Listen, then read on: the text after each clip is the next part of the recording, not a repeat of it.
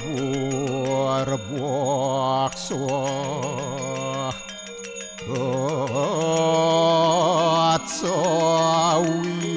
Atsawitur warenium Borgu dewa sidiamahi Diwayonah porocu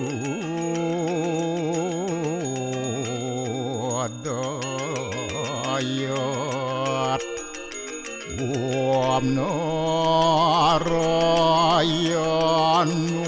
yawidam sarum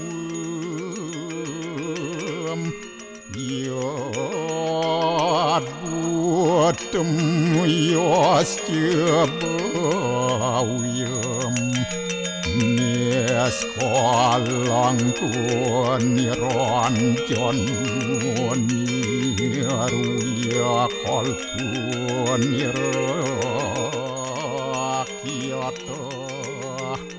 sududewiku narayanu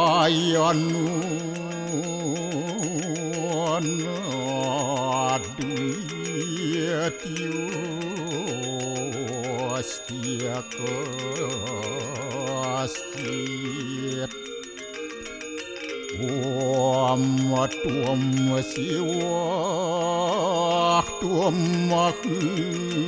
dewa Ia suara param suara Warahma Wisnu asca Rudrasca Warusah Paryakiratita Om Papuham Papakarmaham Papatnya Papasambhawa Rahimam Pundarya Kaksir Sabahya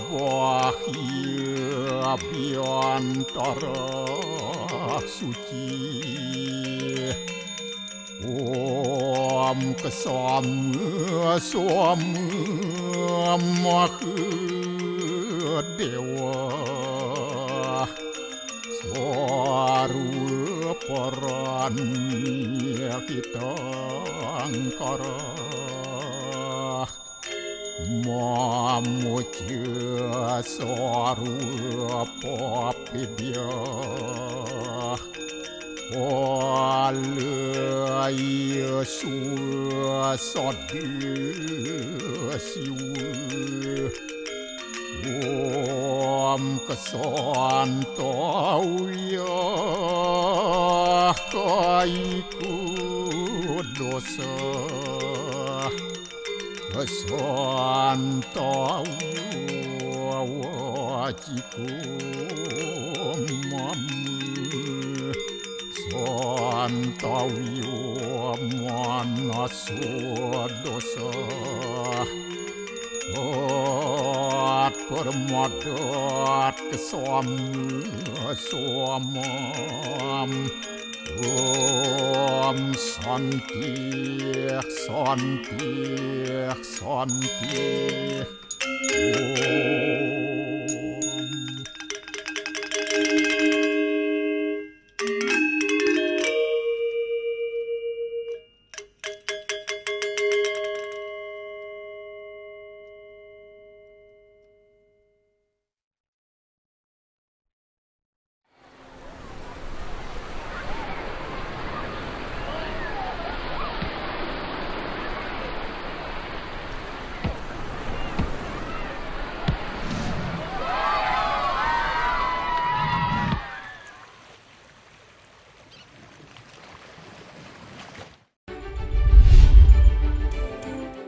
Meski sebagian besar warganya tunawicara, Desa Bengkala di Buleleng, Bali mempunyai toleransi yang tinggi antar warganya.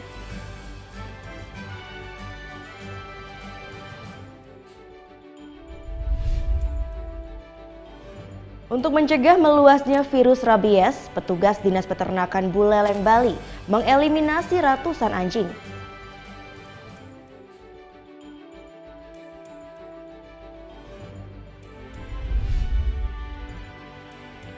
Meski belum menunjukkan akan erupsi, namun aktivitas Gunung Agung tetap tinggi.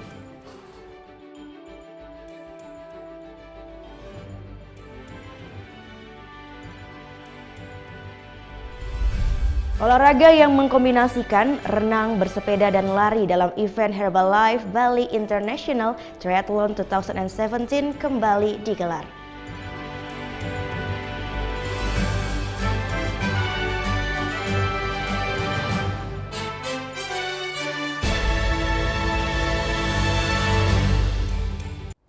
Om Swastiastu. Halo, selamat pagi pemirsa. Net Bali kembali hadir menyapa Anda pagi ini. Tentunya kami akan membawakan berita menarik dan inspiratif, semuanya kami rangkum hanya di Net Bali. Tak hanya alamnya yang asri, Desa Bengkala di Buleleng, Bali terkenal karena toleransi antar warganya. Sebagian warganya tunawicara dan tunarungu, namun bukan penghalang bagi mereka untuk bersosialisasi dan juga berkarya.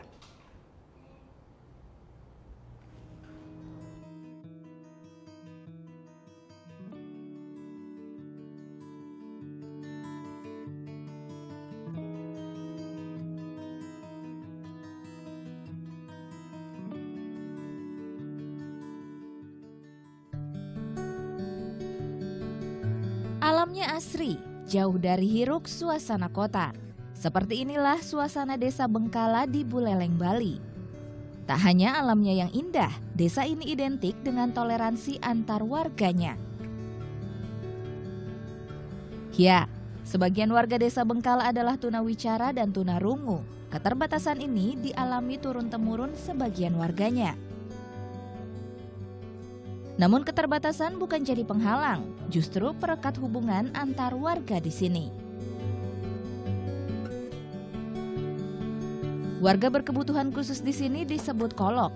Mereka menciptakan sendiri bahasa isyarat untuk mempermudah berinteraksi dengan warga lain hingga pendatang. Bahasa ibu yang digunakan oleh warga kolok di sini lebih mudah dipengerti daripada bisindo yang biasa digunakan oleh para penyandang bisu dan tuli yang ada di luar sana. Sehingga warga asing seperti saya ini lebih mudah untuk bisa mengerti apa yang mereka katakan. Tak ada pembeda antara warga berkebutuhan khusus dengan warga lain. Aktivitas sembahyang dilakukan bersama. Hingga belajar menari.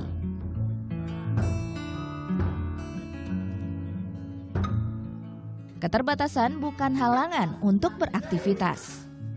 Terutamanya mereka yang mempunyai keterbatasan juga terlibat dalam kegiatan linmas gitu ya. Dan di lingkungan masyarakat yang ada di administrasi. Begitu juga ada kegiatan di adat ya. Di adat mereka selalu pionir sebetulnya mereka, terutamanya dalam hal-hal yang mereka bisa kerjakan. Pendidikan bagi para anak-anak warga kolok juga diperhatikan. Sekolah Dasar Negeri 2 Bengkala merupakan sekolah inklusi. Kebutuhan khusus warga tunawicara dan tunarungu dapat terpenuhi untuk mengakses pendidikan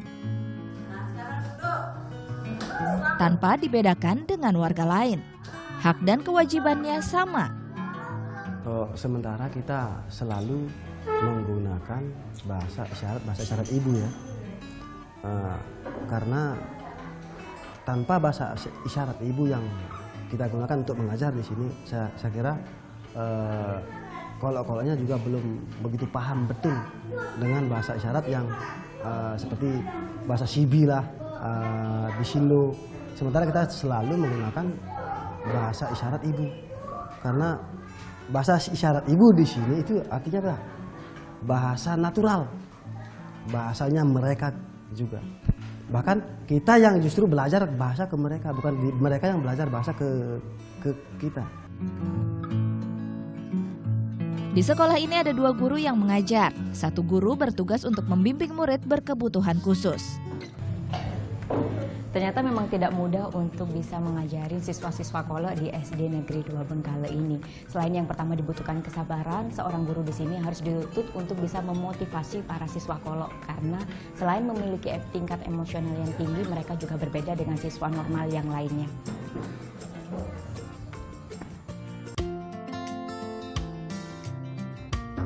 Perangkat desa membuat program pemberdayaan warga, terutama bagi warga Kolok, agar keterbatasan tidak menghalangi warga produktif dan berkarya. Kalau dari pemerintahan desa terhadap orang mereka kita lakukan pemberdayaan, yaitu penguatan ekonomi produktif. Nah, salah satu diantaranya ada pelatihan-pelatihan kita lakukan, yaitu salah satu diantara pembuatan ingke, ingke dan pemberdayaan pelatihan yaitu pemeliharaan babi, ternak dan lain sebagainya. Nah, artinya apa? Dengan pemberdayaan seperti itu kita harapkan peningkatan ekonomi terhadap mereka selalu bisa kita lakukan. Desa Bengkala berjarak 30 km dari kota Singaraja. Desa ini menjadi potret kecil toleransi antar warga di tanah air. Perbedaan bukan batasan untuk menjalani kehidupan sosial. Vera Zenvia, Andi Setiawan melaporkan untuk NET.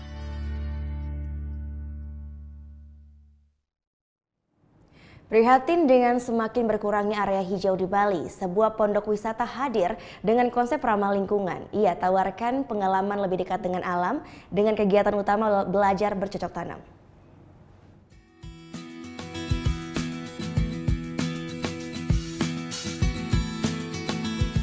Barn and Bank, pondok wisata ramah lingkungan. Terletak di Desa Masceti, Gianyar, Bali. Konsep wisata ini dibangun dengan konsep Trihita Karana, menyelaraskan hubungan antara Yang Maha Esa, manusia, dan alam. Seperti inilah hasilnya. Di lahan seluas 1 hektar hanya berdiri 1 bungalau. Sisanya digunakan untuk area bercocok tanam. Hadirkan kesejukan dan asri pemandangan.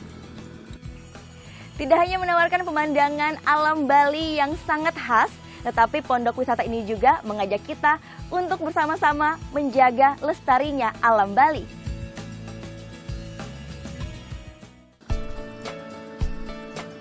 Bungalau dibangun dengan material ramah lingkungan. Terbuat dari kayu beratap jerami. Tak ada pendingin ruangan, hanya kipas angin untuk mengusir panas terik matahari.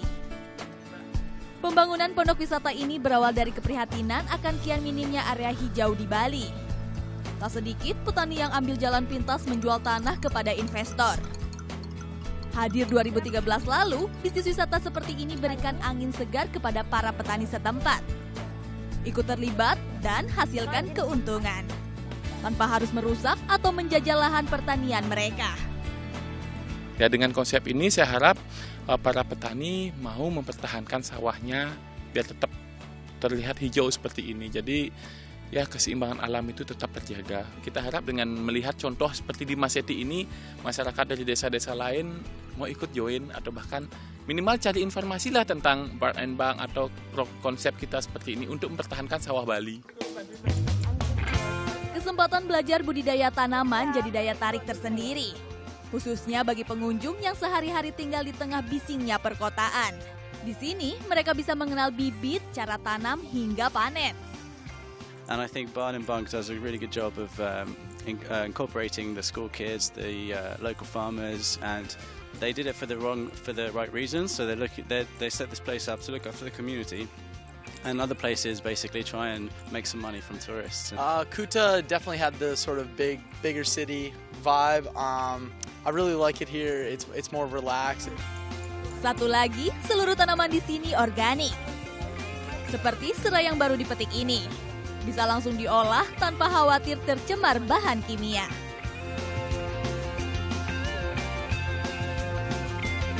Ternyata tidak sulit ya untuk membuat teh serai ini, apalagi teh ini ternyata sangat baik untuk imun kita. Yang berbeda kali ini adalah saya menikmati teh serai saya sambil melihat langsung. Itu dia Gunung Agung, gunung tertinggi di Pulau Dewata, Bali. Ya, satu lagi alternatif pilihan Anda jika berlibur ke Pulau Dewata. Gita Natalia, Andi Setiawan melaporkan untuk NET.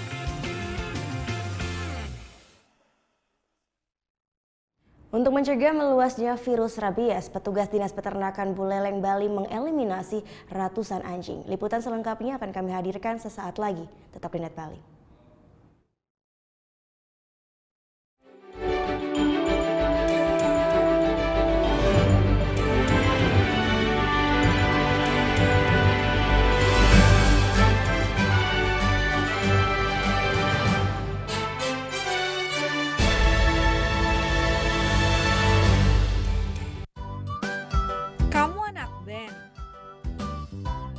Hobi cover lagu?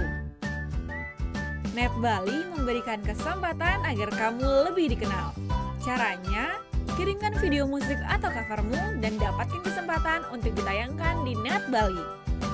Info syarat dan ketentuan dapat dilihat di fanpage Facebook Net Biro Bali, Twitter @netbirobali, Instagram Net Bali Official.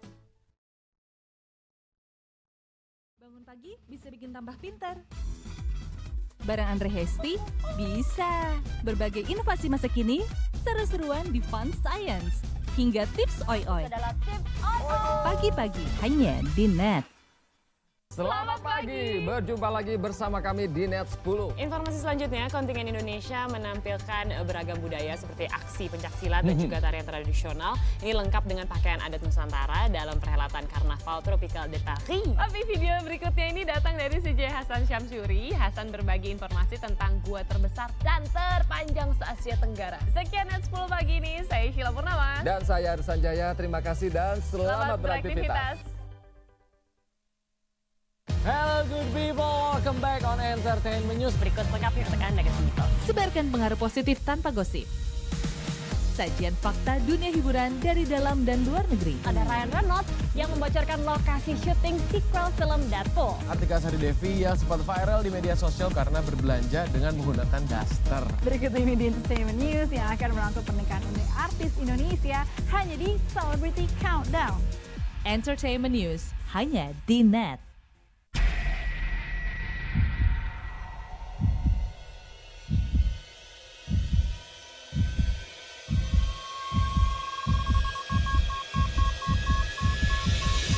Customs Protection. Mas Firman. Aduh, Mas Firman. Bunga buat aku ya? Assalamualaikum. Waalaikumsalam. Oke Jack, Season 2 hanya di Net.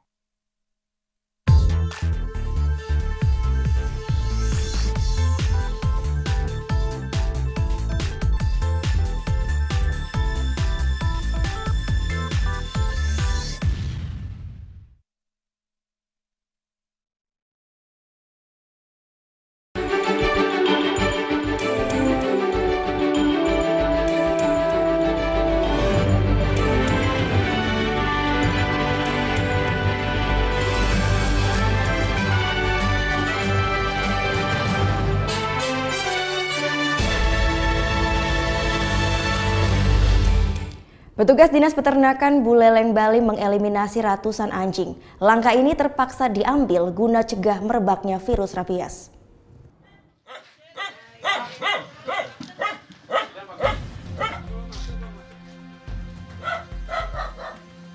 Kami selaku prajurit Desa Bebeten mengantisipasi hal tersebut. Selama ini sudah ada kasus gigitan anjing Pak di sini? Oh sudah, sering sekali ada gigitan anjing, tapi yang terjadi positif saat ini adalah kemarin terjadi kematian. Satu ya? Satu kematian. Hindari merebaknya virus rabies, petugas Dinas Peternakan Buleleng Bali mengeliminasi sejumlah anjing di Dusun Bengkel, Desa Bebetin, Kecamatan Sawan. Targetnya anjing milik warga yang berkeliaran dan dianggap tidak terurus. Menurut petugas, langkah eliminasi dilakukan berdasarkan kesepakatan dengan warga. Namun nyatanya ada warga yang menolak lantaran merasa memelihara anjingnya dengan baik. Vaksinasi cegah rabies juga dilakukan secara rutin. Rutin divaksin. Rutin? Bapak tidak takut dengan ada wabah seperti ini Pak? Ya? Tidak takut? Takut sih takut. Terus? Tapi ya di sini kan nanti kalau ada maling itu kan. Oh, pakai jaga rumah? Ya, cuma jaga-jaga aja. 6 Oktober lalu, seorang warga Desa Bebetin meninggal dunia setelah digigit anjing. Diagnosanya korban positif terjangkit rabies. Cegah kejadian serupa, Dinas Peternakan Buleleng pastikan bekerja sama dengan Puskesmas dalam penanganan korban. Kalau kasus gigitan itu yang saya tangani ya. Tidak sih ada peningkatan. Tapi setiap hari ada aja? Ada aja, tapi tidak terlalu banyak gigitannya. Karena kadang-kadang kan gini, orang lupa gitu, terutama anak kecil terutama. Nanti yang bermain dengan anjing gitu, pasti dah digigit nanti kan. Kadang-kadang anjing tidur, diganggu gitu. Tapi penanganan gimana, Pak? Ya makanya gini, kita tetap kasih tahu kepada warga, sekecil apapun gigitan itu agar segera datang ke Puskesmas. Dinas Peternakan mengaku terus upayakan program vaksinasi hewan gratis dan sosialisasi bahaya rabies. Namun ternyata belum cukup menekan angka kasus rabies. Terus meningkatnya populasi anjing liar pun juga belum teratasi. Seperti di Kecamatan Sawan, ada 6 desa yang masuk zona merah wabah rabies, termasuk Desa Bebetin dengan populasi anjing yang mencapai 800 ekor. Putu Wijana melaporkan untuk NET. Oknum Kepala Sekolah Negeri jalani rekonstruksi kasus kekerasan seksual kepada 3 siswinya di Jembrana, Bali. Jalani 7 adegan, tersangka akui perbuatannya. Tersangka Ida Bagus Putu ST jalani rekonstruksi kekerasan seksual yang dilakukan kepada 3 orang muridnya di Jembrana, Bali Minggu pagi. Oknum Kepala Sekolah Dasar Negeri ini sebelumnya telah jalani pemeriksaan maraton di Polres Jembrana. Kasus ini diproses setelah orang tua korban melaporkan peristiwa yang terjadi awal Oktober tersebut. Dari hasil pemeriksaan tersangka itu mengakui perbuatan cabul yang menimpa adik-adik kelas 6 siswi SD. Jadi kita sudah memiliki konstruksi alat bukti 3, keterangan saksi, petunjuk, kemudian keterangan tersangka, kemudian dikuatkan dengan rekonstruksi. 7 adegan diperagakan ketika tersangka melakukan kekerasan seksual kepada siswi yang sedang piket di ruangannya. Pencabulan saja, tidak melakukan persetubuhan? Tidak. Saya cuma merasakan bahwa anak itu saya berikan kasih sayang sebagai orang tua. Bagi semua, baik itu dunia pendidikan, masyarakat, dan juga korban, saya sangat merasa menyesal dan minta maaf dan berjanji untuk selamanya tidak akan mengulangi lagi. Tersangka dijerat Undang-Undang Perlindungan Anak dengan ancaman hukuman 10 tahun penjara. Pelaku juga tak lagi menjabat kepala sekolah dan dicopot dari staf pengajar. Putu Wijana melaporkan untuk NET.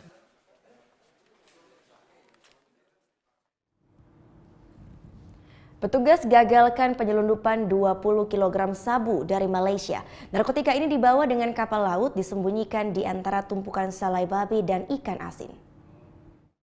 Penyelundupan 20 kg sabu ini digagalkan oleh Kepolisian Resor Pelabuhan Tanjung Priok. Narkotika disusupkan dari negeri jiran dengan kapal, sabu disembunyikan dalam kotak salai babi dan ikan asin. Sempat berupaya kabur, 2 pemiliknya telah diringkus. Salah satunya merupakan warga negara Malaysia yang membawa barang haram ini. Itu di pertama bulan ini. Yang ini pertama kena tangkap. Terus ini dari mana ini? Dari ikan keo, Johor. Dapat uang berapa? Dia dapat kita 6 juta rupiah. Masa 6 juta rupiah aja mau? Tahu nggak isinya itu? Tidak tahu. Tersangka lain adalah perempuan asal Lampung yang bertugas mengambil kiriman. Ia ditangkap setelah pemeriksaan X-ray di Terminal Penumpang Tanjung Priok Rabu lalu. Terus kamu udah dikasih uang berapa? Saya waktu berangkat dikasih 1,5 juta, kata dia kalau udah kerja 1 bulan dikasih 6 juta, kata dia. Ya. Katanya kerja berapa kali? Katanya 1 bulan ngirim selai dagingnya cuma 2 kali. Seorang yang ditengarai sebagai pengendali jaringan ini masih dicari. Penyelundupan terungkap dari laporan warga. Adanya pengiriman narkotika, ini jaringan Malaysia, pengiriman narkotika melewati laut, ya lewat laut. Jadi teman-teman tidak tahu bahwa kita pernah menangkap lewat udara, lewat laut juga yang kemarin 1 ton ya, kemudian lewat darat. Ini lewat laut di Tanjung Pinang, masuk ke Jakarta. Petugas masih kembangkan temuan ini. Sementara atas penyelundupan dan kepemilikan sabu, para tersangka terancam di penjara seumur hidup hingga hukuman mati. Laras Putri, Aditya Mustaqim melaporkan untuk NET. Ya, selanjutnya TNI Angkatan Laut kembali diperkuat dengan alutsista baru. Alutsista baru ini terdiri dari 2 helikopter anti, kapal selam jenis Panther dan pesawat angkut taktis Beechcraft King Air. Jumat siang, 3 alutsista baru diserah terimakan di Pusat Penerbangan Angkatan Laut di Juanda, Surabaya, Jawa Timur. Ketiga alutsista ini terdiri dari 2 helikopter anti kapal selam AS-565 Panther buatan Airbus Helicopters Prancis dan pesawat Beechcraft King Air 350i buatan Beechcraft Amerika Serikat. Helikopter Panther ini akan juga dilengkapi dengan peralatan yang untuk misi peperangan anti kapal selam. Untuk peperangan anti kapal permukaan, peperangan anti kapal selam. Dan untuk pesawat fixed wing ataupun sayap tetap, kita butuh memang untuk pesawat angkut taktis. 2 helikopter anti kapal selam Panther adalah bagian dari 11 helikopter anti kapal selam yang dibeli oleh TNI AL. Helikopter Panther adalah helikopter anti kapal selam dari generasi terbaru.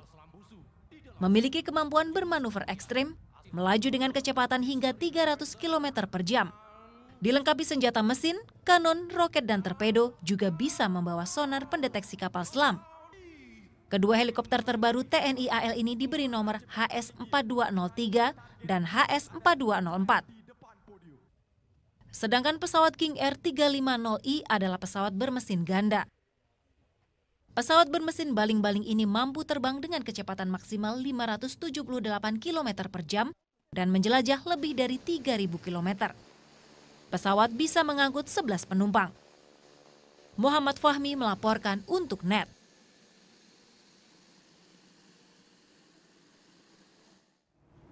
Meski belum menunjukkan akan erupsi, namun ternyata aktivitas Gunung Agung tetap tinggi. Liputan selengkapnya akan kami sajikan sesaat lagi. Tetap di NET Bali.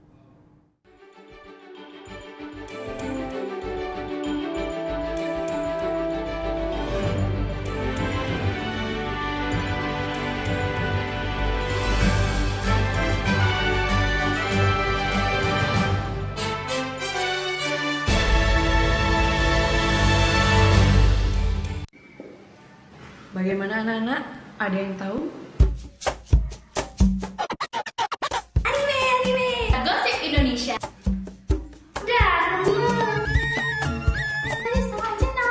Meresahkan warga Indonesia. Oh, so sweet. Top Chart Music minggu ini. Tayangan sehat adalah tayangan yang menghibur sekaligus memberikan informasi yang berguna dan bermanfaat bagi masyarakat. Mau yang fresh di pagi hari? Wow! Menemani sarapan Anda akan hadir tontonan baru di layar kaca. Berbagai informasi menarik paling wow ada di sini. Setiap Senin sampai Jumat jam 7 pagi. Hanya di NET. Ini ada seorang penyanyi Indonesia cowok. Silakan. Hah? Desta Mahendra. Ini adalah Elo. Oke, kita lihat ya. Ini gambar siapa? Gue. Ini gambar siapa? Lo. Ya udah. Tonight Show hanya di NET. Kamu itu kalau aku tanya Senin sampai dengan Minggu, hari apa yang kamu suka? Jumat. Kalau aku hari Kamis. Kenapa, Bang? Kamis you. Ini Talk Show hanya di NET.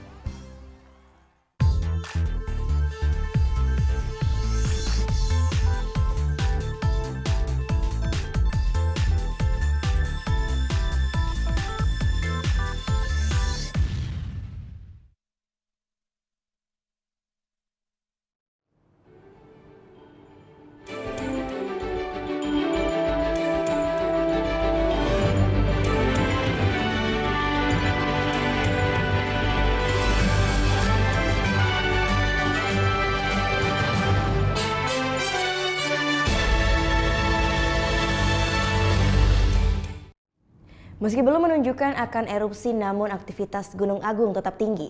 Sabtu pagi sempat terjadi gempa terasa sebanyak 4 kali dan gempa ini diklaim dapat membantu mengurangi intensitas besarnya letusan jika nantinya Gunung Agung erupsi. Hingga Sabtu pagi aktivitas kegempaan Gunung Agung masih tinggi dan fluktuatif. Gunung Agung sempat mengeluarkan asap putih setinggi 200 meter. Pos pantau Gunung Api Agung mencatat hingga 6 jam terakhir jumlah gempa vulkanik dangkal mencapai 82 kali. Vulkanik dalam 301 kali, tektonik lokal 50 kali, dan gempa terasa sebanyak 4 kali. Munculnya gempa terasa terjadi akibat pelepasan energi magma. Hal ini menunjukkan intensitas kegempaan gunung masih tinggi. Meski demikian, gempa terasa diklaim dapat membantu mengurangi intensitas sebesarnya letusan jika nantinya Gunung Agung erupsi. Memang ini kita rasakan 2 hari itu sebenarnya terkait dengan pelepasan energi dia, ya itu tidak apa-apa sebenarnya. Ini hanya menunjukkan bahwa aktivitas ini masih tinggi dan gempa-gempa yang kita rasakan itu sebagai pelepasan energi sehingga mengurangi energi yang dikeluarkan pada saat erupsi kalau terjadi erupsi. Sebelumnya dalam 2 hari terakhir, tepatnya pada hari Kamis, sempat terjadi gempa tremor non-harmonik sebanyak 7 kali. Meski belum berpengaruh signifikan, namun gempa ini mengindikasikan terjadinya erupsi. Tim Liputan melaporkan untuk NET.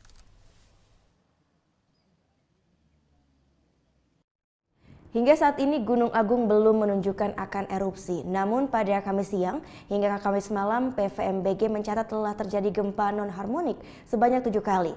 Masyarakat pun dihimbau untuk tetap waspada.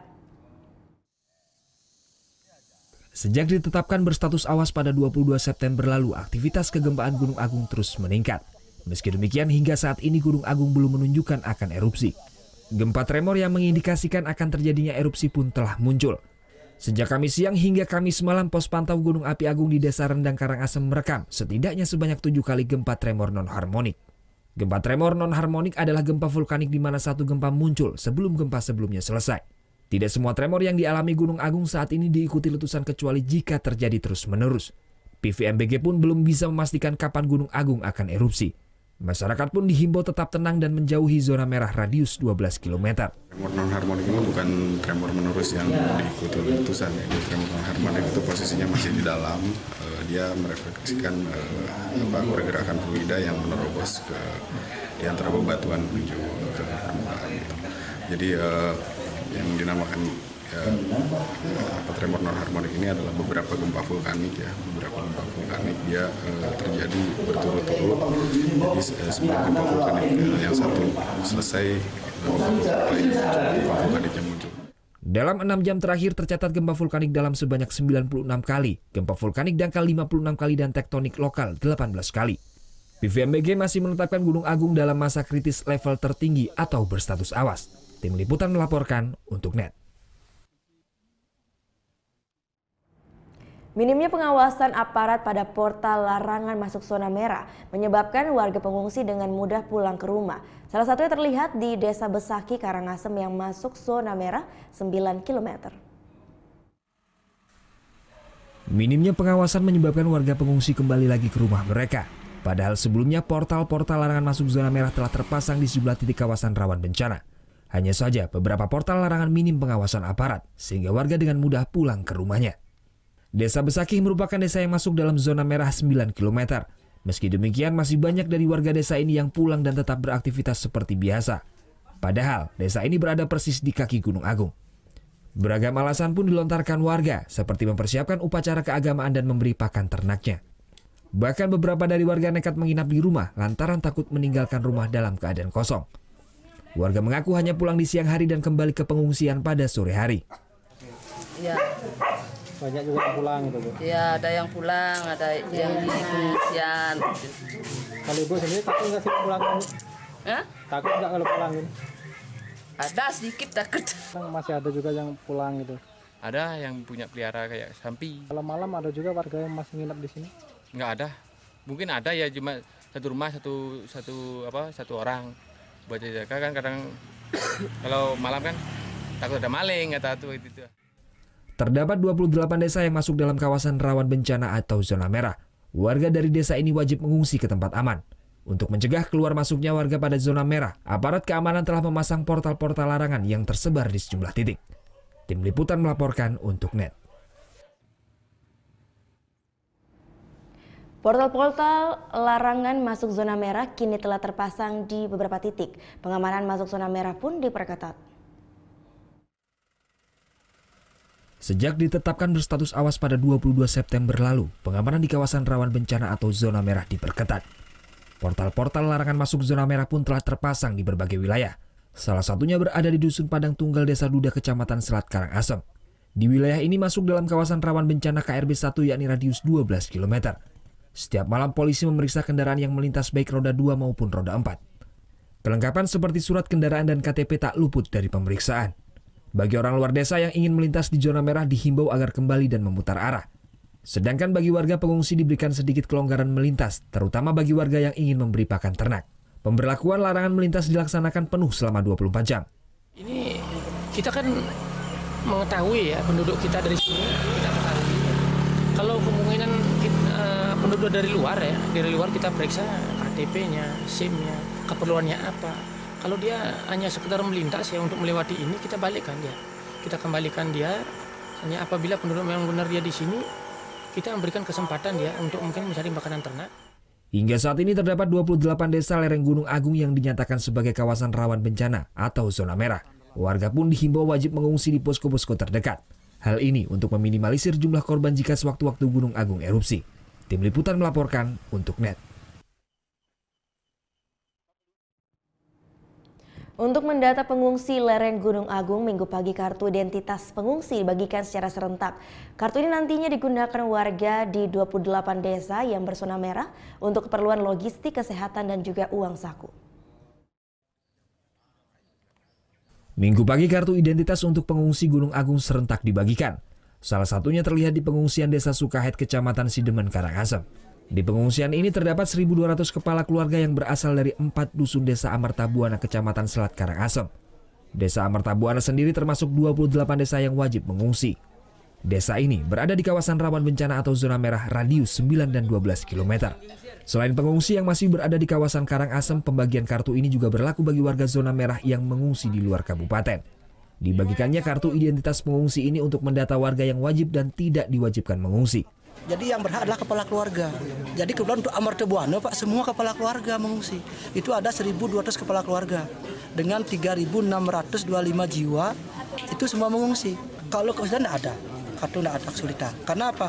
Karena sudah jelas arahan gubernur yang mengungsi adalah orang yang pergi dari desa itu akibat bencana. Warga pun menyambut baik pembagian kartu identitas pengungsi ini. Nantinya kartu ini akan digunakan untuk keperluan logistik, kesehatan, dan uang saku. Kalau ada apa-apa, kalau ada pemeriksaan diperlukan ini kartu. Baru 1 bulan. Sebelumnya BNPB dan pemerintah Bali menetapkan 28 desa yang masuk dalam kawasan rawan bencana atau zona merah. Warga yang berada di zona merah diwajibkan untuk mengungsi untuk meminimalisir korban jika sewaktu-waktu Gunung Agung erupsi. Tim Liputan melaporkan untuk NET. Ya, olahraga yang mengkombinasikan renang, bersepeda, dan lari dalam event Herbalife Bali International Triathlon 2017 kembali digelar. Liputannya akan kami sajikan sesaat lagi, tetap di NET Bali.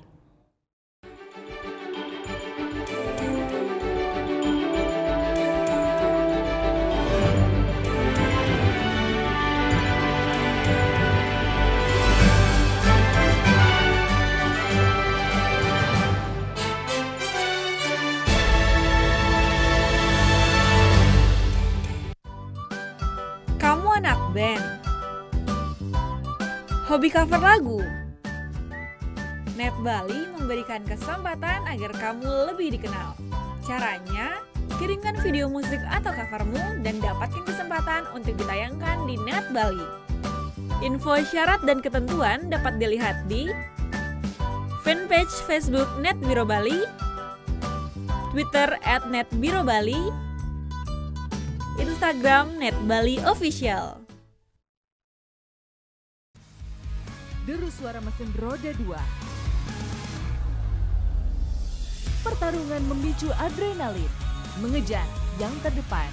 Real Road Racing Series hanya di NET. Selamat malam, welcome back di acara yang bikin melek, bikin jenius, bikin baper bersama dengan kami berdua. Namanya Liga Juve ya, pasti Juve yang juara lah. Tapi daripada gadungan, mendingan kita dengerin langsung pernyataannya Jurgen Klopp ya. Mereka akan tampil lebih agresif, memberikan umpan-umpan, tetapi gol-gol tetap akan hadir dari penyerang-penyerang yang ada di depan. Saya kira nih situasinya gak ngaruh kali karena ada pemain paling jelek waktu lawan Barcelona. Itu menurut Anda jeleknya. Sampai ketemu besok dan suka-suka. Waduh, mandi tuh. Air. Iya, masa sih? Itulah dia. Kayak air ya. Iya. Ya, Firza ya. This is water. Water. Firza ngapain sih? Jangan tonton The Comment ya. Yang stay funky.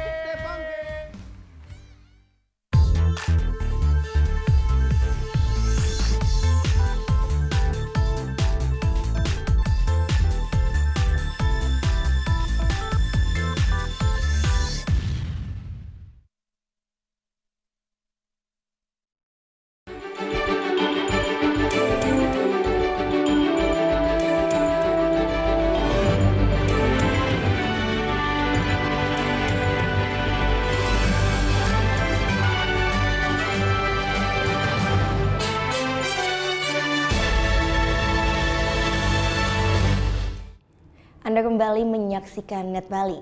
Event internasional Herbalife Bali International Triathlon 2017 kembali digelar di Bali. Untuk kali ini Mitch Robin dari Australia dan juga Rosanna Bill dari Inggris berhasil meraih gelar juara dalam kategori Olympic Distance Course.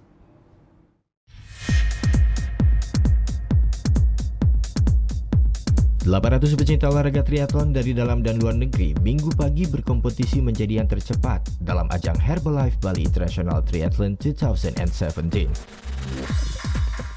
Mereka terbagi dalam 3 kategori. Yang pertama, Olympic Distance Course. Pada kategori ini, peserta ditantang untuk berenang sejauh 1,5 km, sepeda 40 km, dan lari 10 km. Sementara pada Sprint Distance Course, peserta berenang sejauh 500 meter, bersepeda 20 km, dan lari 5 km. Serta kategori Fun Run sejauh 5 km yang diikuti masyarakat umum. Sementara itu, ajang bertaraf internasional ini digelar di Pantai Mertesari Sanur.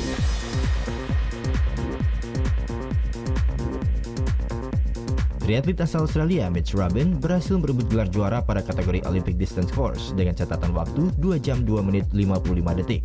Sementara juara kedua ditempati oleh Jauhari Johan asal Indonesia dengan catatan waktu 2 jam 9 menit 20 detik. Dan untuk juara ketiga diduduki oleh Yan Bahtiar asal Indonesia dengan catatan waktu 2 jam 16 menit 11 detik. Kemenangan atlet asal Australia ini merupakan yang kedua kalinya. Tahun lalu, Mitch Robin juga berhasil meraih juara pertama pada ajang yang sama di Bali. This morning, the swim is very beautiful, but there's a lot of current in the water. So I think everyone's swim times will be quite slow today. But besides that, the course is very, very safe. No traffic. So a big congratulations to the organisers. It's a really world-class event here in Bali. Sementara untuk kategori wanita, triatlet asal Inggris Rosanna Bill berhasil merebut gelar juara dengan catatan waktu 2 jam 30 menit. Disusul 2 triatlet asal Indonesia, Eva Desiana dan Farah Dinda. Senior Director dan Country General Manager Herbalife Nutrition Indonesia, Andam Dewi mengatakan, ajang ini merupakan bentuk komitmen Herbalife dalam mengkampanyekan gaya hidup aktif dan sehat yang dibarengi dengan asupan nutrisi yang baik.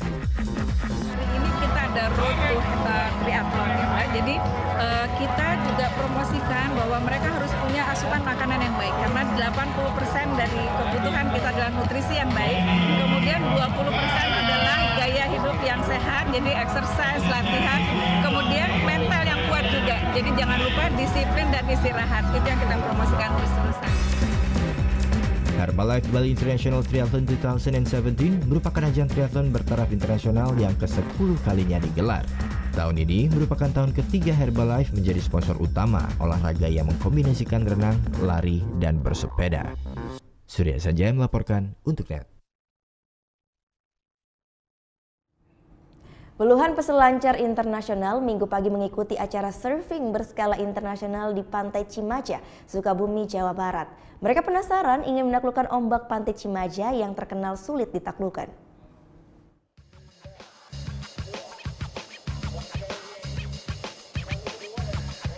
Gesit meliuk di atas ombak Pantai Cimaja, Sukabumi, Jawa Barat. Puluhan peselancar profesional dari mancanegara pamerkan keahliannya di kompetisi selancar bertajuk Amazing Geopark Adventure Tourism. Mereka mengakui ombak di pantai ini sangat menantang untuk ditaklukkan. Well, I think it's awesome. Just fun, just that kind of fun competition, just to get to share waves with people, and just that's what surfing's all about. Just sharing, having fun, and enjoying it. So I think it's a great competition, and hopefully I can get invited again next year if it happens again for sure. Selain peselancar mancanegara, peselancar lokal juga turut berkompetisi menjadi yang terbaik. Yang menarik, ada juga atraksi lokal yang berfungsi mengenalkan wisata Geopark Ciletuh, Pelabuhan Ratu. Yang pertama, kita ingin memberikan motivasi kepada surfer-surfer lokal yang mereka memang sudah memiliki kemampuan yang levelnya juga nasional. Kemudian juga kita ingin memperkenalkan kawasan Cimaja ini yang ada di dalam kawasan Geopark. Meski jaraknya 5 jam dari Jakarta, Pantai Cimaja memiliki ombak yang menantang untuk ditaklukkan. Pantai ini juga telah jadi langganan perlombaan berselancar baik nasional maupun internasional. Pemerintah daerah ingin memanfaatkan ini untuk mempromosikan destinasi wisata di sekitarnya. Karena itu, pemerintah menangani serius kompetisi peselancar yang dihadiri juga oleh peselancar lokal asal Sukabumi.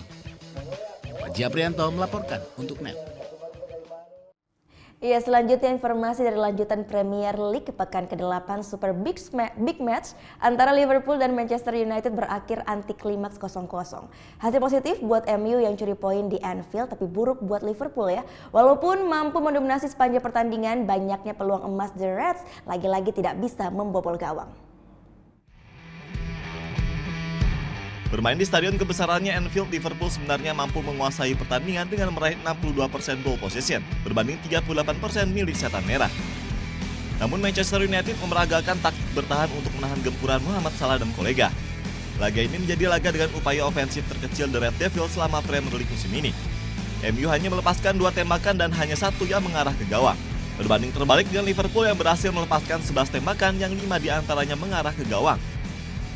Beruntung Manchester United memiliki David De Gea di bawah mistar gawang yang mampu menyelamatkan seluruh tembakan striker Liverpool. Pencapaian ini jadi yang tertinggi di antara kiper-kiper lain di Premier League musim ini. Hingga akhirnya skor imbang 0-0 bertahan hingga akhir laga. Hasil imbang ini membuat setan merah masih bertahan di peringkat kedua klasemen.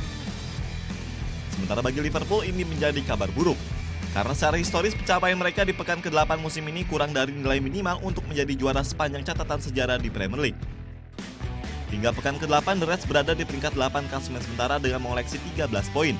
Sementara menurut sejarah nilai minimal untuk menjadi juara Premier League dari pekan ke-8 di musim yang bersangkutan adalah 14 poin. Torehan ini pernah dicapai oleh Manchester United pada musim 2010-2011 lalu. Di pekan ke-8, setan merah mengumpulkan total hanya 14 poin dari 5 kali imbang dan 3 kali menang. Namun konsistensi di sisa musim dari tim yang kala itu dibesut Sir Alex Ferguson mampu mengantarkan mereka menjadi kampion dengan perolehan 81 poin. Dan mengungguli Chelsea yang berada di peringkat kedua dengan selisih 9 poin. Sementara dari sisi peringkat minimal di pekan ke-8 Premier League untuk menjadi juara di musim yang bersangkutan adalah di peringkat ke-5. Pencapaian ini pernah dibuat oleh sang juara Chelsea pada musim lalu. Jika melihat catatan sejarah ini, rasanya hampir tidak mungkin Liverpool menjuarai musim 2017-2018. Namun jika takdir berkata lain, bisa saja The Reds membongkar rekor lama dan menuliskan sejarahnya sendiri.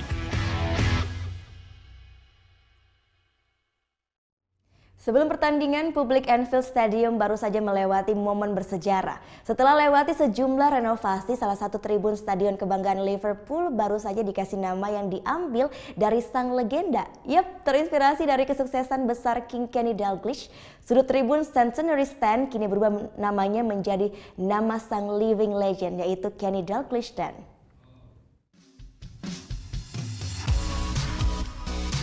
2 hari sebelum kick-off antara Liverpool dan Manchester United dimulai, publik Anfield baru saja lewati momen bersejarah.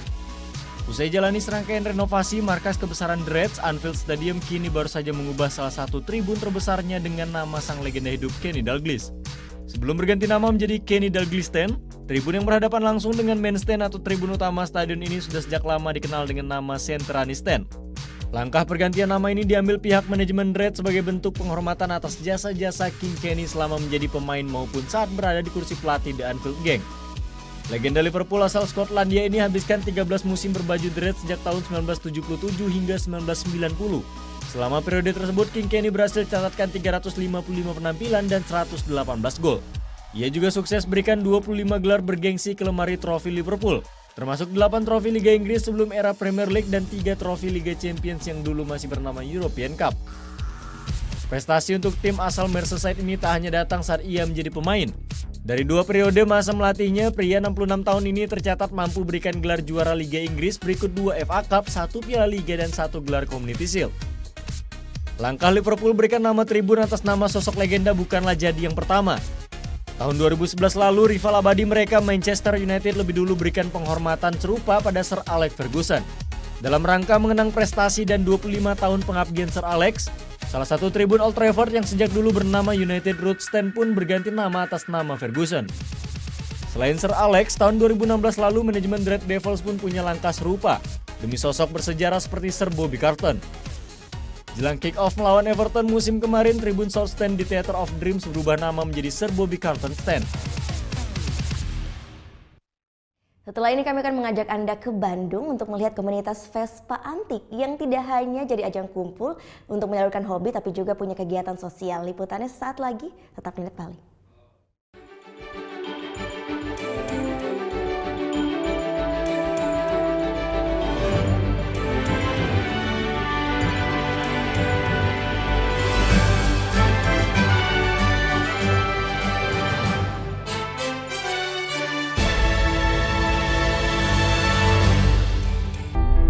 Kita telah diwariskan sebuah rumah besar yang bernama Negara Kesatuan Republik Indonesia yang dibangun melalui proses perjuangan darah dan air mata dan mengorbankan jiwa raga para kusuma bangsa yang dibangun atas dasar 4 konsensus dasar bernegara, yaitu Pancasila, Bhinneka Tunggal Ika, Undang-Undang Dasar 1945, dan NKRI. Munculnya gerakan-gerakan yang ingin mengganti, yang mengkhianati 4 konsensus dasar itu. Yang ingin meruntuhkan rumah besar kita. Apakah akan kita biarkan rumah besar kita runtuh? Tidak. Untuk itu, mari kita setia membela dan menjaga Pancasila. Karena Pancasila, dasar negara yang menjadi jiwa, kepribadian, dan bersatu bangsa.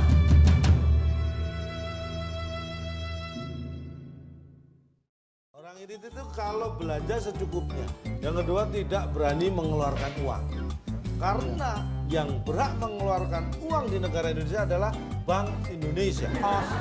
Waktu Indonesia bercanda hanya di Net. Mau yang fresh di pagi hari? Wow! Menemani sarapan Anda akan hadir tontonan baru di layar kaca. Berbagai informasi menarik paling wow ada di sini. Setiap Senin sampai Jumat jam 7 pagi. Hanya di Net. Ini ada seorang penyanyi Indonesia cowok. Silakan. Hah? Desa Hendra kan? Desa Mahendra. Ini adalah Elo. Oke, kita lihat ya. Ini gambar siapa? Gue. Ini gambar siapa? Lo. Ya udah. Tonight Show hanya di Net. Kamu itu kalau aku tanya Senin sampai dengan Minggu, hari apa yang kamu suka? Jumat. Kalau aku hari Kamis. Kenapa, Bang? Kamis you. Ini Talk Show hanya di Net.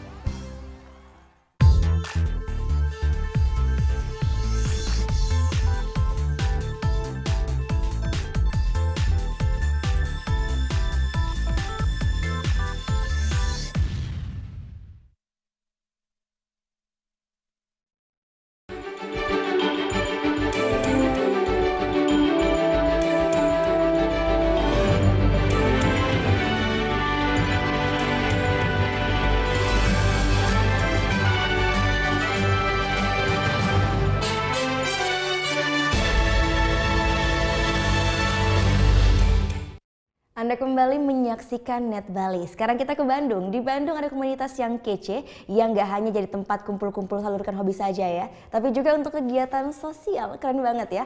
Sekeren Vespa antik yang jadi andalan mereka.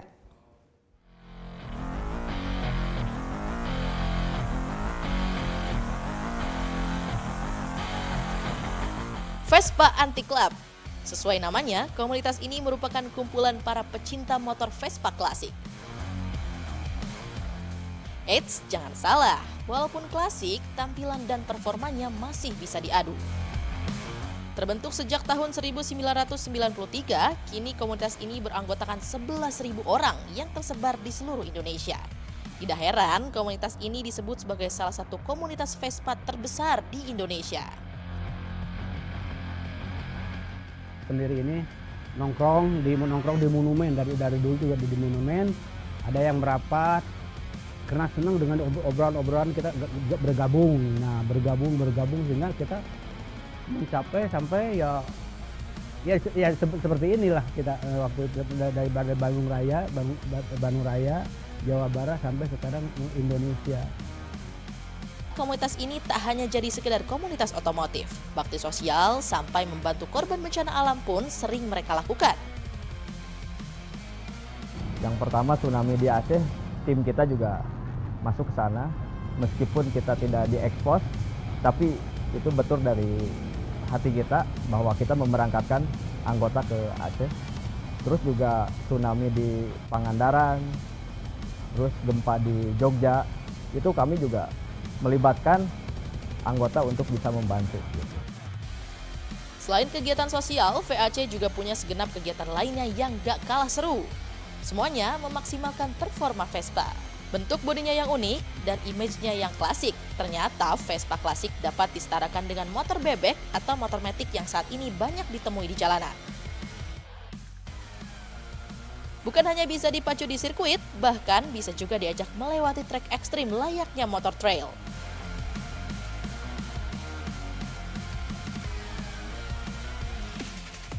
Sesuai namanya, sebagian besar anggota komunitas ini memang pengguna Vespa klasik. Mulai dari produksi tahun 1960-an sampai 90-an. Semuanya punya ciri khas masing-masing. Selain motornya yang khas, masing-masing anggota VAC juga punya identitas sendiri. Di antaranya adalah stiker Vespa Anti Club Indonesia dan nomor registrasi anggota yang dipasang di bagian belakang motor. Untuk mendapatkan semua atribut tersebut, termasuk rompi dan pin, tentu ada proses dan aturan tertentu yang mesti dipatuhi. Bukan hanya sistem perekrutannya yang ketat, kedisiplinan dan ketaatan anggotanya pun menjadi perhatian. Bahkan mereka tidak segan menarik atribut atau mengeluarkan anggotanya bila terbukti melanggar hukum. Kekeluargaan dan solidaritas memang menjadi nilai lebih pada komunitas ini, sehingga diharapkan dapat memberi kontribusi positif bagi masyarakat. Liza Kamala, Chandra Kurnia melaporkan untuk NET. Ya, informasi tadi juga mengakhiri Net Bali untuk hari ini. Anda pun dapat menyaksikan kembali tayangan hari ini hanya di www.youtube.com/netbali. Dan jangan lupa langsung di-subscribe juga ya. Setelah ini kami akan putarkan video klip dari Kiana. Band yang bergenre hard pop ini akan membawakan lagu dengan judulnya Terbaik. Bagi Anda yang mempunyai video klip musik atau cover dan ingin tayangkan di Net Bali, bisa langsung cek syarat dan ketentuannya di Instagram kami di @netbaliofficial. Saya Gita Natalia, terima kasih sudah menyaksikan dan sampai bertemu kembali esok hari. Matur suksma. Om Santi Santi Santi Om.